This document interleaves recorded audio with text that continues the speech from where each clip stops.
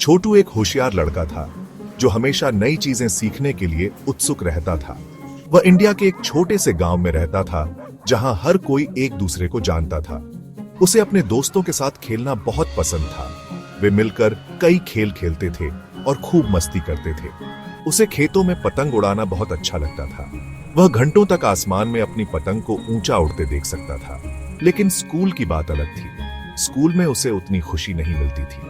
छोटू को school boring लगता था। उसे लगता था कि वहां का पढ़ाई का तरीका बहुत नीरस है। वह बाहर धूप में और अपने दोस्तों के साथ रहना ज्यादा पसंद करता था। उसे लगता था कि बाहर की दुनिया ज्यादा रोमांचक है। अक्सर वह अपना होमवर्क जल्दी जल्दी खत्म करता था, बस उसे निपटाने के लिए। उसे होमवर्क करना समय की बर्बादी लगता था। कभी कभी वह उसे करता ही नहीं था। वह सोचता था कि होमवर्क न करने से कोई फर्क नहीं पड़ेगा। उसके माता पिता, एक दयालु किसान और उसकी पत्नी छोटू के बारे में चिंतित रहते थे। वे चाहते थे कि छोटू अपनी पढ़ाई में अच्छा करे। तुम्हें अपनी पढ़ाई पर ध्यान देना चाहिए, उसके पिता कहते थे। वे उसे समझाते थे कि शिक्षा का महत्व क्या है। शिक्षा अच्छी जिंदगी की कुंजी है।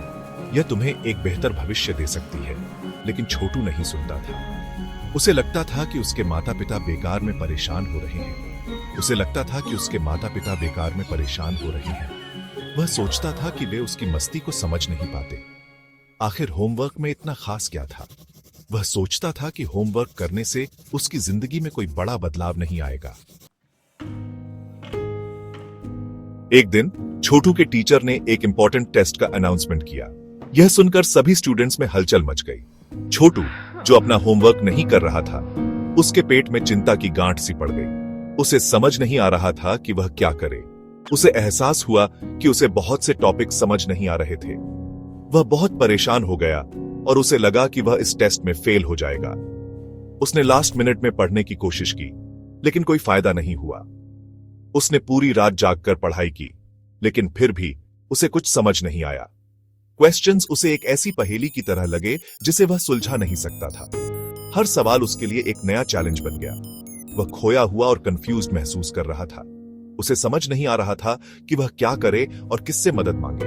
जब टेस्ट के रिजल्ट्स आए तो छोटू का दिल बैठ गया। उसे यकीन नहीं हो रहा था कि उसने इतना बुरा परफॉर्म किया है। वह फेल हो गया था। उसकी आंखों में आंसू आ गए और वह बहुत उदास हो गया। उसने अपने क्लासमेट्स को देखा, जिनमें से कुछ अपने अच्छे ग्रेड्स का जश्न मना रहे थे। वे बहुत खुश थे और एक दूसरे को बधाई दे रहे थे। उसे जलन और पछतावे का एहसास हुआ। उसने सोचा कि काश उसने पहले से पढ़ाई की होती तो आज वह भी खुश होता। उस शाम छोटू अपनी दादी के पास गया, जो एक समझदार बुजुर्ग महिला थी और जिनके पास हर समस्या का हल होता था। उसने अपनी परेशानी अपनी दादी को बताई। उसकी आवाज आंसुओं से भरी हुई थी। जिस बगीचे की देखभाल नहीं की जाती, उसमें फल नहीं लगते मेरे बच्चे, उन्होंने धीरे से कहा। ठीक उसी तरह हमारे दिमाग को ज्ञान और प्रैक्टिस से पोषित करने की जरूरत होती है। दादी ने बताया कि होमवर्क कोई सजा नहीं है, बल्कि स्कूल में जो कुछ सीखा है उसे प्रैक्टिस करने का एक तरीका है। उन्होंने उसे कड़ी मेहनत और लगन के महत्व के बारे में बताया। Section 4, triumph over trouble. Chhotu ने अपनी दादी की बातें ध्यान से सुनी। उसकी दादी ने उसे जीवन के कई महत्वपूर्ण सबक सिखाए थे और छोटू हमेशा उनकी बातों को गंभीरता से लेता था। उसे उनकी बातों में सच्चाई का एहसास हुआ। दादी की बातें सुनकर छोटू को समझ में आया कि मेहनत और लगन से ही सफलता मिलती है।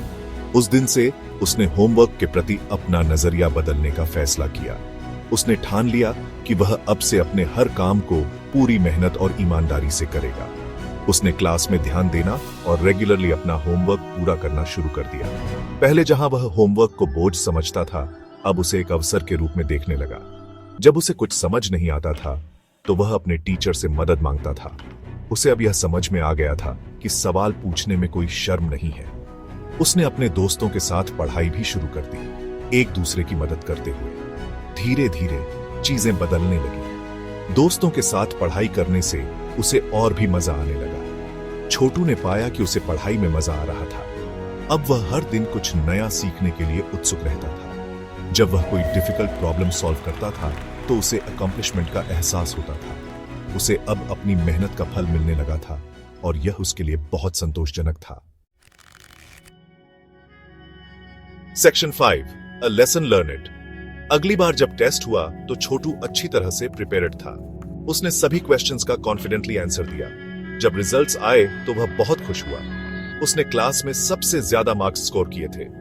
छोटू को एहसास हुआ कि उसकी दादी सही कह रही थी। होमवर्क कोई बोझ नहीं था, यह सीखने और बढ़ने का एक तरीका था। उसने कड़ी मेहनत और लगन के महत्व के बारे में एक वैल्यूएबल लेसन सीखा था और उसने सीखने का आनंद खोज लिया था।